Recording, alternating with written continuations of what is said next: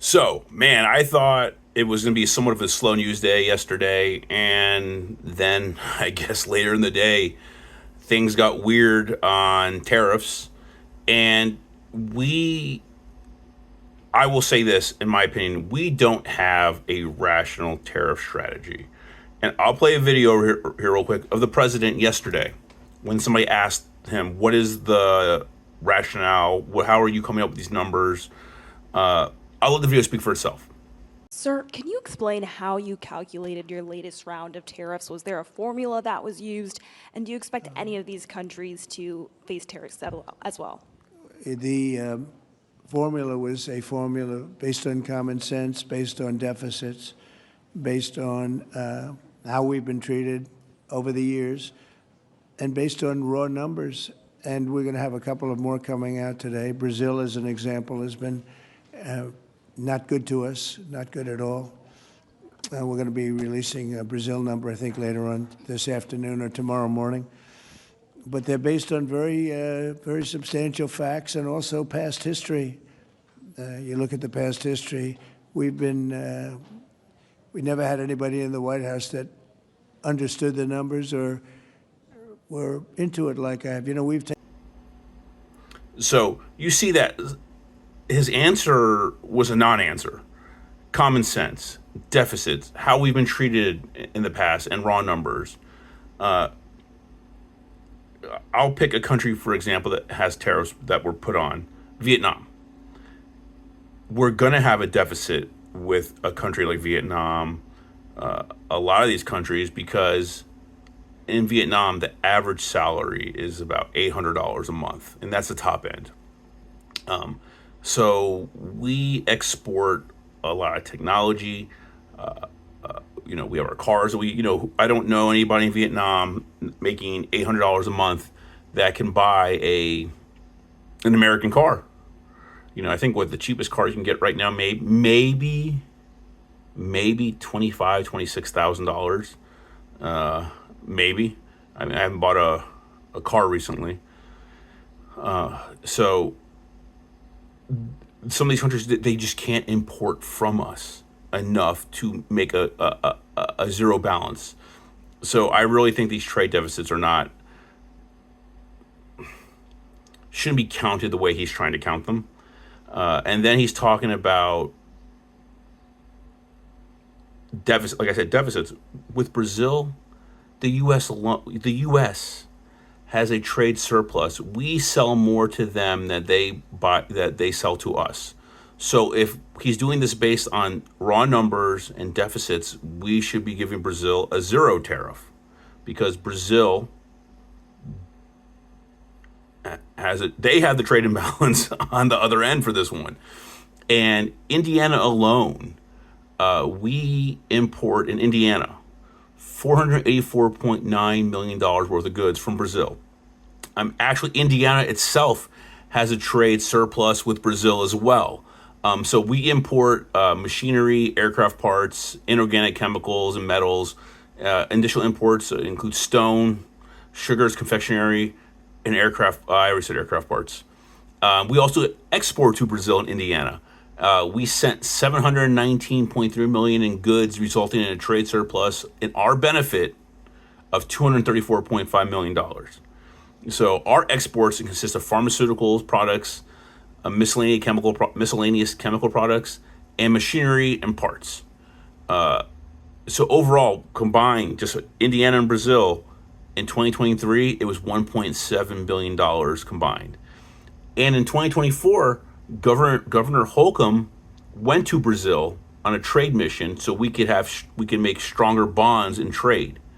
So knowing that, how some of these numbers are being created out of thin air by the president, I don't know why or he's doing this. I don't.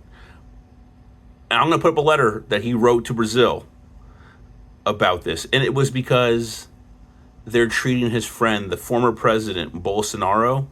He's being in prison. He's on trial. He sort of did the same thing we had here in January 6th. He tried to overthrow the election when he lost. And Why is the president of the United States getting involved in legal matters of a foreign sovereign nation? I don't know. But to say tariffs are based on deficits, common sense, how we've been treated, and raw numbers, it has nothing to do with how another country is handling their legal affairs. So are we going to get in Indiana put in a tariff war? Because Brazil has already said they're going to just match the tariffs to our stuff, 50%. So are we going to be in a tariff war and impact Indiana on both ends? Now they'll because 50%, Brazil will buy less of American goods, and China is now Brazil's number one trading partner. They're at 22%, and I think we're at 12. And like last trade war we had with China in Trump's first presidency, soybean farmers got hit hard because China just switched to Brazil to get the soybeans. And from what I've seen and read, we have not recovered yet on that end, and prices have still been suppressed. So you have to wonder, what is the real rationale to put us in a trade war that, especially with a country that we have a trade surplus in? That makes literally no sense for the reasons he gave. And again, I said, I've put the letter up. You'll see it, how it's talking about this unfair trial and Bolsonaro, it needs to be ended. The U.S. is supposed to be a beacon of hope and light, and we're supposed to be a standard bearer of how things should be done with the rule of law.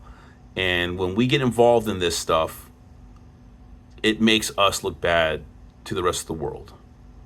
When you're a leader, when you are seen as the leader of the free world, you have a responsibility to do the hard things right.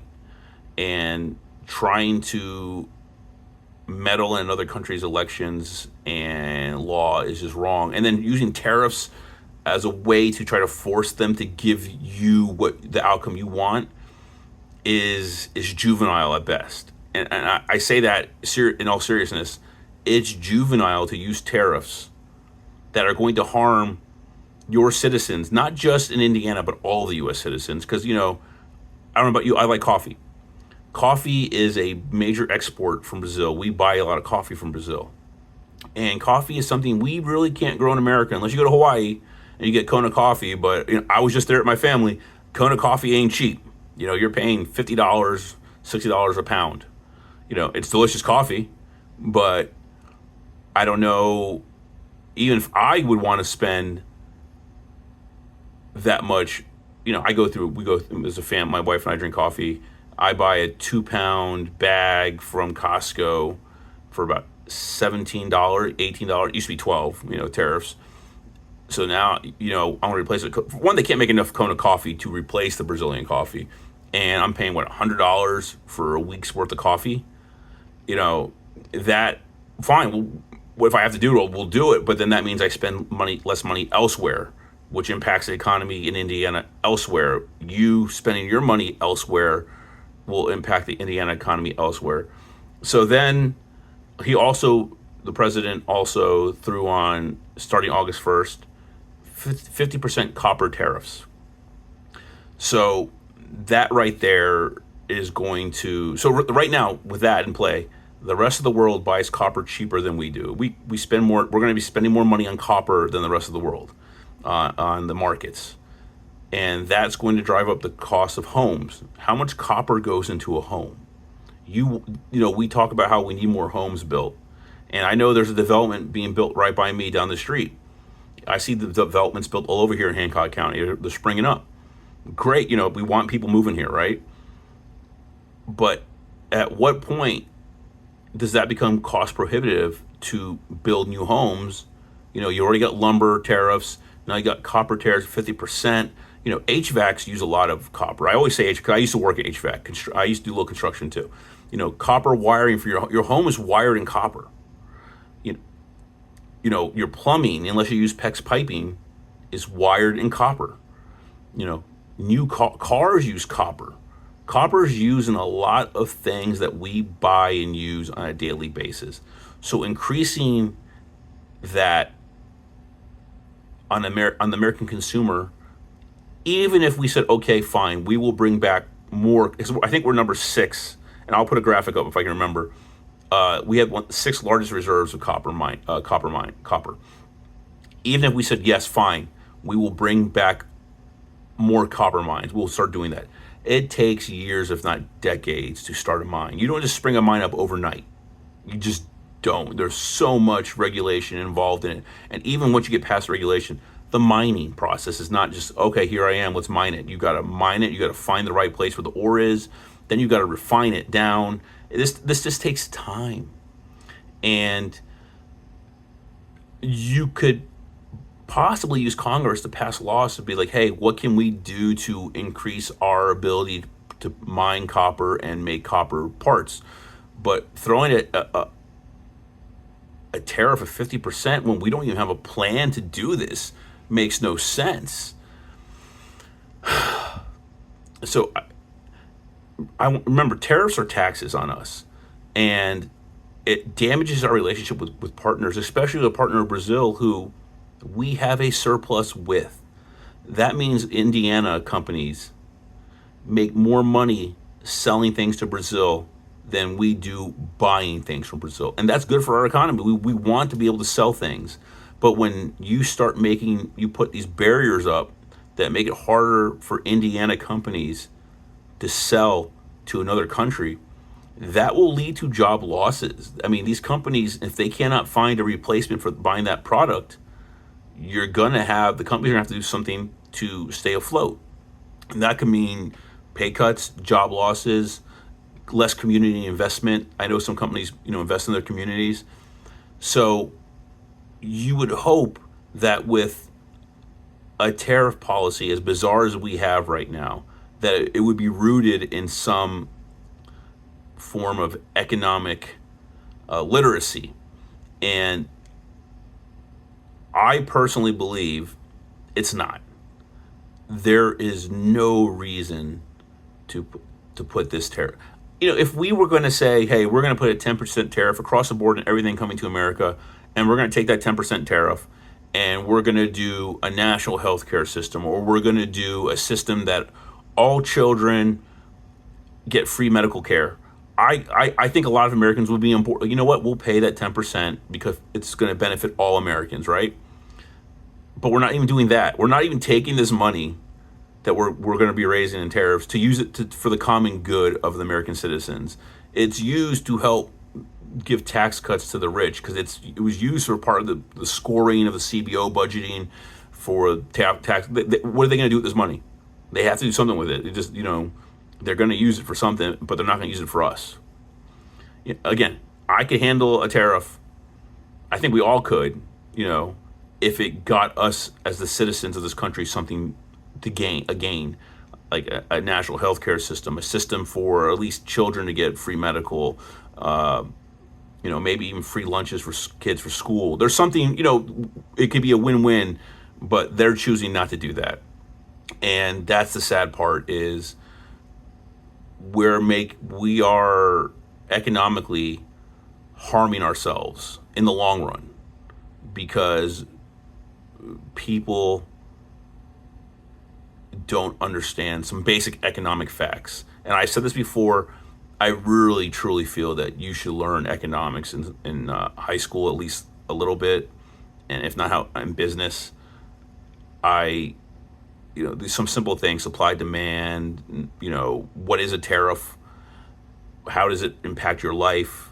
Some of these things. If I think people had known some of these things earlier, they might have done things differently. But this is where we are now, and that is the part we have to try to weather through. And we can only do so much, especially when we have these random tariffs being thrown at us left and right, because it will impact you at some point, if not already starting to. So think about that. Think about how when you hear these things, the tariffs are coming, just do some research. What does my state gain from this country when we're trading for them? And what do we get and what do we give? Because trade's a two-way street, and they have this zero-sum game mentality on these things where if that person's winning, I must be losing. And that's not how this works. It's not. Because even when we import raw materials from a country, we might be turning that raw material into something more valuable and useful to be sold on the open market, not just to Americans, but to the rest of the world. There's inputs and outputs. And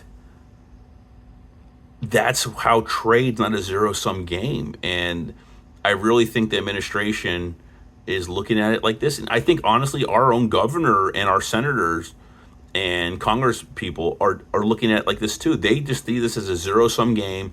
These countries are getting over on us, supposedly, so we need to get over on them. But maybe that's another thing I can talk about in a later topic, is zero-sum games, and how just because person X gets something, person Y doesn't get screwed over. I have to think about that one a little bit. But anyways, yeah, so break this down real quick. These tariffs that we just got announced yesterday in Brazil in particular, make no sense. We have a trade surplus with Brazil. And the copper tariffs, if they come into effect, make no sense.